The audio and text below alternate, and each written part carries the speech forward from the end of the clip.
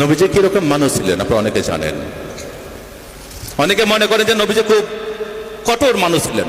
না, নবীজি হযরত মুহাম্মদ সাল্লাল্লাহু আলাইহি ওয়াসাল্লাম তিনি ছিলেন পয়গম্বর, মানুষের প্রতি অত্যন্ত দরদী। আপনারা জানেন সেই সময় ইহুদিদের সাথে যে মক্কা মদিনার যে লড়াই চলছিল, ইহুদিরা ছিল আমাদের নবীজির প্রধান এবং প্রথম শত্রু। সেই একই দুই ইহুদি ভদ্র মহিলা নবীজিকে একদম দেখতে পারতেন না। নবীজি যেদিন যে পদ্মরে প্রতিদিন নামাজ আদায় করতে মসজিদে যেতেন, সেই ভদ্র মহিলা কি করতেন? ইহুদি ভদ্র মহিলা তিনি প্রতিদিন দুনিয়ার নোংরা জিনিসগুলো সব রাস্তার মধ্যে নেফে দিতেন। কেন? নবীজি তো উঁচু পা করে নামাজ পড়তে যাচ্ছেন, তার প্রতি মধ্যে যদি ময়লা থাকে তাহলে তার নাপাক হয়ে যাবেন, নামাজ জায়েজ হবে না। সেই ভদ্র মহিলা, ইহুদি ভদ্র মহিলা তাই ভাবতেন। কিন্তু নবীজি তিনি তো মন শুদ্ধ, অন্তর শুদ্ধ, তিনি গিয়ে নামাজ আদায় করতেন। প্রতিদিন তাই হতো, প্রায় চলছিল। একদিন নবীজি যখন যাচ্ছেন, দেখলেন যে সেই জায়গার মধ্যে কোনো ময়লা নেই, রাস্তা পরিষ্কার। নবীজি ভাবলেন কি হলো, এই ভদ্র মহিলা কোথায় গেলেন, যিনি প্রতিদিন আমার নামাজে যাবার পথে ময়লা ফেলতেন, কাদা ফেলতেন, নোংরা ফেলতেন। তিনি খবর নিলেন তিনি কোথায় থাকেন। চলে গেলেন সেই বৃদ্ধা বুড়িমার কাছে, গিয়ে বললেন, দেখলেন যে তিনি বিছানায় শায়িত। নবীজি বলছেন, মা তুমি কি অসুস্থ? বলছে, হ্যাঁ বাবা, তুমি কে? বলছে, আমি সেই হযরত মুহাম্মদ, যিনি প্রতিদিন নামাজ আদায় করতে যাওয়ার সময় তুমি নাপাক করার জন্য ময়লা ফেলতে। আজকে আমি দেখলাম রাস্তার মধ্যে কোনো ময়লা নেই, কোনো কাদা নেই। আমি বুঝতে পারলাম তুমি আর কোনো ক্ষতি হয়েছে, তোমার কোনো অসুবিধা হয়েছে, তাই তোমাকে আমি দেখতে ছুটে আসলাম। আমি আল্লাহর কাছে দোয়া করছি, মা তুমি সুস্থ হয়ে যাও, তুমি ভালো হয়ে যাও। এটাই হচ্ছে নবীজি। নবীজির এই আদর্শটা আমাদের কাছে উদ্দেশ্য, এই নবীজির এই আদর্শটা আমাদের কাছে আদর্শ। এই আদর্শের মধ্য দিয়ে নবীজি ভারত, শুধু মক্কা মদিনা নয়, সারা বিশ্বকে ইসলাম ধর্মের মধ্যে প্রবর্তিত করেছিলেন। সেই নবীজির নামে পরিচিকর মন্তব্য যাকে নিয়ে করলেন, মা আয়েশা। তিনি ছিলেন তৎকালীন সর্বশ্রেষ্ঠ গুণী ভদ্র মহিলা। আপনারা অনেকে জানেন যে আমাদের নবীজির প্রায় 11 জন বিবি ছিল, তার মধ্যে সবচেয়ে কনিষ্ঠ ছিলেন আয়েশা মা। এই আয়েশা ছিলেন সবচেয়ে জ্ঞানী এবং গুরুগম্ভীর ভদ্র মহিলা, যিনি পবিত্র আল কোরআন নবীজির পরে এই ভারত মক্কা মদিনার মধ্যে তিনি আল হাদিসকে তিনি রপ্ত করেছিলেন এবং সেগুলো প্রসার করার দায়িত্ব নিয়েছিলেন সেই মা আয়েশা। তাদের দুজনকে নিয়ে করলো মন্তব্য নূপুর শর্মা। একটু গভীর করে ভাবুন, যারা বুদ্ধিমান আছেন একটু গভীরভাবে ভাবুন, কেন এটা হলো? এটা কি নূপুর শর্মা করেছে? না, নূপুর শর্মাকে দিয়ে কেউ করিয়েছে। খুব ভাববেন, ভাবনাটা হচ্ছে একটাই, ওরা জানে যে মুসলমানদেরকে যদি কোনোভাবে আঘাত করা হয়, যখন সিএএ হলো আমরা আন্দোলন করলাম, এনআরসি হলো আমরা আন্দোলন করলাম তার প্রতিবাদে, বিভিন্ন সময় যখন বুলডোজার চালালো আমরা তবু শান্তিপ্রিয় আন্দোলন করলাম, তখন তারা দিলটা মারলো একদম নবীজির গায়ে, যাতে পুরো মুসলিম জনতা যেন কেঁপে ওঠে। কেঁপে ওঠে কি করবে? তাদের একটাই লক্ষ্য, হিন্দুদের থেকে মুসলিমদের আলাদা করো, হিন্দু ভাইদের থেকে মুসলিমদের সম্পর্কে একটা বিরূপ প্রতিক্রিয়া সৃষ্টি করা, বিরূপ মনোভাব তৈরি করো, যাতে হিন্দু মুসলিমের মধ্যে একটা বিভাজন রেখা তৈরি হয়। কিন্তু এই বাংলায় দেখাতে পারে, এখানে কোনো বিভাজনের দেখা হতে পারে না। এই বাংলা সম্প্রীতির বাংলা, এই বাংলা হিন্দু মুসলিম বৌদ্ধ খ্রিস্টান জৈন শিখ সকল ধর্মের আদর্শের বাংলা। এই বাংলায় আমরা কোনোদিন এরকম বিবাদ মানব না, মানতে পারি না। আমরা সবাই এক আছি, এক থাকবো। আজকে এই নূপুর শর্মা বলুন, এই সিএএ বলুন, এই এনআরসি বলুন, এইসব আন্দোলন আজকে স্বপ্ন বাদুরীকে তৈরি করে। এইসব আন্দোলন অরুণজ্যোতি বিক্ষুকে এরকম মুসলিম সমাজে নিয়ে আসে। আমি আসার আগেই আজকে ধর্মতলায় রানী রাসমণি রোডে আমাদের জমিয়ত উলামা হিন্দের প্রায় 2 লক্ষ মানুষের সমাবেশ ছিল, সেখানে আমরা মিটিং করে এখানে আসলাম। তো এই আন্দোলন আপনাদেরকে অবশ্যই করতে হবে, এটা কিন্তু শেষ নয় মুসলিম ভাই বোনেরা, এটা কিন্তু শেষ নয়। এরপর আরো বড় আঘাত আসবে, এরপর আরো বড় আঘাত আমাদের জন্য অপেক্ষা করছে, খেয়াল রাখবেন। কিন্তু কখনো কোনো অবস্থায় যারা নবীজিকে ভালোবাসেন, যারা আল হাদিসকে ভালোবাসেন, যারা আল কোরআনকে ভালোবাসেন, তারা কখনো আইন হাতে তুলে নেবেন না, শান্তিভাবে শান্তিপ্রিয়ভাবে আন্দোলন করবেন। কখনো ভাববেন না যে আপনাদের থেকে যারা গাড়ি করে যাচ্ছে সেই মানুষগুলো আলাদা, তারা ভাববেন সবাই আল্লাহর প্রেরিত পুরুষ, তারা আমাদের ভাই। তাই কোনো গাড়ি ভাঙা, কোনো থানাতে আগুন দেওয়া, কোনো গাড়িতে আগুন দেওয়া, এই কাজ কখনো করতে যাবেন না। আপনারা যারা এখানে আছেন, যারা আজকে এখানে প্রায় কয়েক হাজার মানুষ আছেন, আপনারা প্রত্যেকে এক একজন আল্লাহর মেসেঞ্জার হন, নবীজির মেসেঞ্জার হন, আল হাদিসের মেসেঞ্জার হন, আল কোরআনের মেসেঞ্জার হন। আমাদের একটাই লক্ষ্য, আমাদের নবীজির বিরুদ্ধে যে আন্দোলন, যে কুরুচিকর মন্তব্য হয়েছে, আমরা তার অবশ্যই প্রতিবাদ করব, তাকে আমরা ধিক্কার জানাবো, তাতে আমরা বিক্ষোভ করব। যতক্ষণ নূপুর শর্মা এবং নবীন জিন্দাল গ্রেপ্তার না হবে, ততক্ষণ আমাদের আন্দোলন শান্তিপ্রিয়ভাবে সারা বাংলা নয়, সারা ভারতবর্ষে নয়, সারা বিশ্বের মধ্যে চলছে, এই আন্দোলন চলবে। কিন্তু ভাইয়েরা, সবসময় মাথা রাখবেন যে আমরা কখনো অশান্ত হব না, আমরা কখনো ভাঙচুরের রাস্তায় যাব না।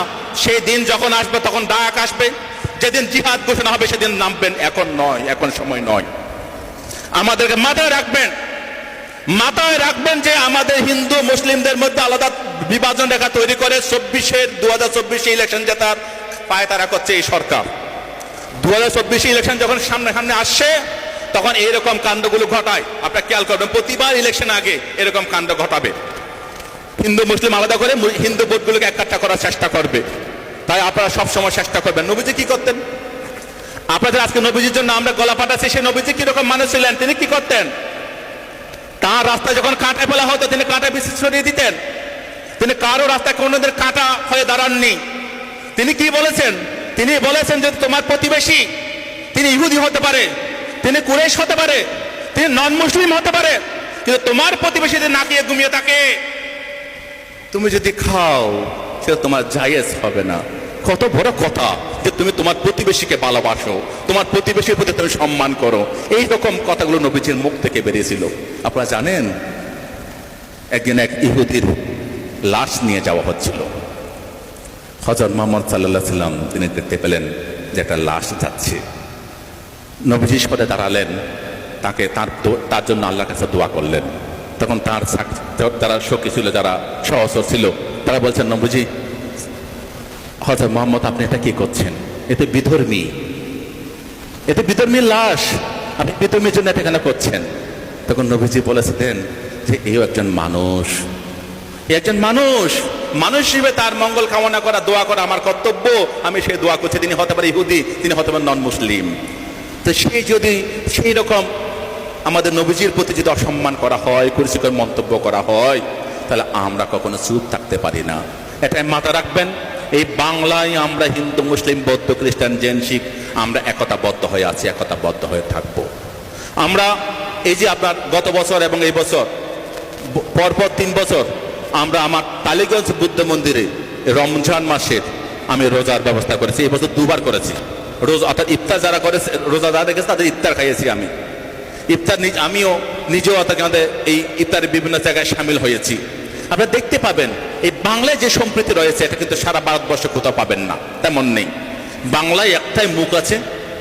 আপনারা যে পার্টি করুন, কেউ আইএসএফ করতে পারেন, কেউ সিপিএম করতে পারেন, কেউ কংগ্রেস করতে পারেন, কেউ বা তৃণমূল নাও করতে পারেন, কিন্তু বাংলার যে নেত্রী একটা রয়েছেন, ভাগিনী একটা রয়েছেন, সেটা হচ্ছে মমতা ব্যানার্জি, যিনি নিজের অন্তর থেকে লড়াই করে বাংলাকে যেমন জয় করেছেন, ভারতবর্ষকে জয় করার জন্য কাজ করছেন। এবং এই বাংলায় শান্তি সম্প্রীতি, হিন্দু মুসলিম যেন ভাগাভাগি না হয়, তার জন্য কাজ করে যাচ্ছেন। অন্তত তার প্রতি দায়িত্বপরায়ণ হয়ে আপনারা কখনো ভাঙচুরের রাস্তায় যাবেন না, কখনো আপনারা কারো ক্ষতি করার চেষ্টা করবেন না।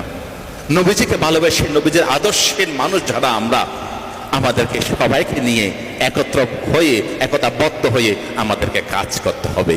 তাহলে দেখবেন আল্লাহ তাআলা আমাদের সকলকে দোয়া করবেন। আমাদের যে আবদার, আমাদের যে আবেদন, আমাদের যে প্রার্থনা, সেটা আল্লাহ তাআলা ইনশাআল্লাহ কায়েম করে দেবেন। আপনারা সকলে সেইভাবে তৈরি থাকবেন যে এইরকম সম্প্রীতি, ভালোবাসা, প্রেম, এগুলোর মধ্য দিয়ে আমরা মানুষকে জয় করব। ভগবান গৌতম বুদ্ধ তাই বলেছিলেন, আক্ষুদে না চিনে কুধাং অসাধুং সাধুনা চিনে জিনে কাদারিয়াং দানে না সাচ্ছে না আলিকা বাদে না। যে ভগবান গৌতম বুদ্ধ বলছে হিংসা দ্বারা হিংসাকে জয় করা যায় না, ভালোবাসা প্রেম মৈত্রী দিয়ে হিংসাকে জয় করতে হয়। আসুন নূপুর শর্মা এবং নবীন জিন্দালকে তাদের এই গুরুতর অপকর্মের জন্য আমরা আল্লাহর কাছে দোয়া করব, ভগবান গৌতম বুদ্ধের কাছে প্রার্থনা করব, আমরা শ্রী শ্রী রামকৃষ্ণদেবের কাছে আমরা উপাসনা করব, যাতে এই বাংলা তথা এই ভারতবর্ষে এবং বিশ্বের মধ্যে কোনো ধর্মগুরু যেন অসম্মান অপমান না হয়।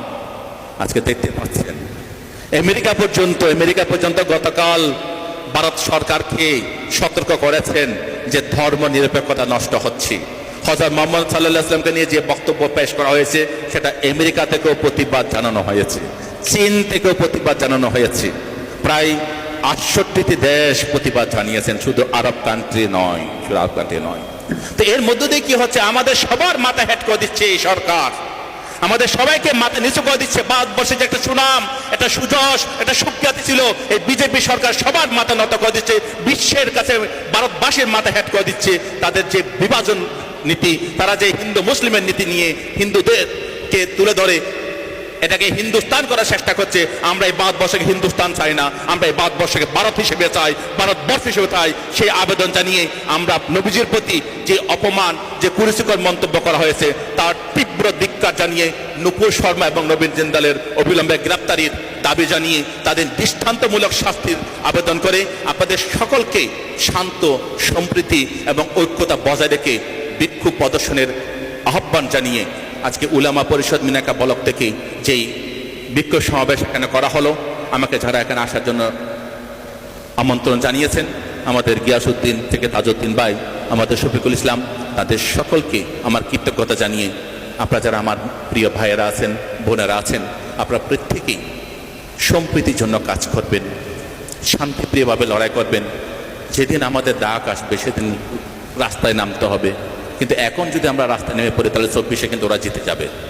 ওদের একটা টার্গেট ২০২৪ পার হওয়া, আবার ২০২৪-এ ক্ষমতায় আসা। ক্ষমতা আসতে গেলে বিভাজন করতে হবে। তাই আমাদের সকলকে সতর্ক থাকতে হবে যাতে আমরা যেন কোনো বন্ধুকে না হারাই, কোনো হিন্দু যেন আমাদের থেকে সরে না যায়, কোনো বৌদ্ধ, খ্রিস্টান, জৈন, শিখ তারা যেন মুসলিমদের থেকে সরে না যায়।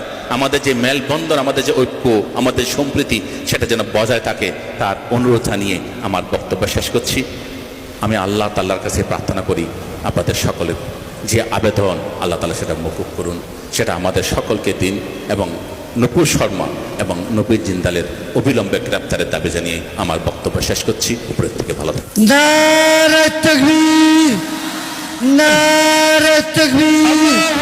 আল কোরআনের আলো ঘরে ঘরে জালো, আল কোরআনের আলো ঘরে ঘরে জালো। আমার নেতা তোমার নেতা, বিশ্বনবী মুস্তাফা, আমার নেতা তোমার নেতা। বিশ্বনবী মুস্তাফা। আরএসএস দূর হটো, দূর হটো, দূর হটো। নরেন্দ্র মোদীর কালো হাত ভেঙে দাও, গুড়িয়ে দাও। ভেঙে দাও, গুড়িয়ে দাও। নরেন্দ্র মোদী সাপোর্ট করা, নরেন্দ্র মোদী দূর হটো। দূর হটো, দূর হটো। নূপুর শর্মা সাহায্যকারী, নরেন্দ্র মোদী দূর হটো। দূর হটো, দূর হটো।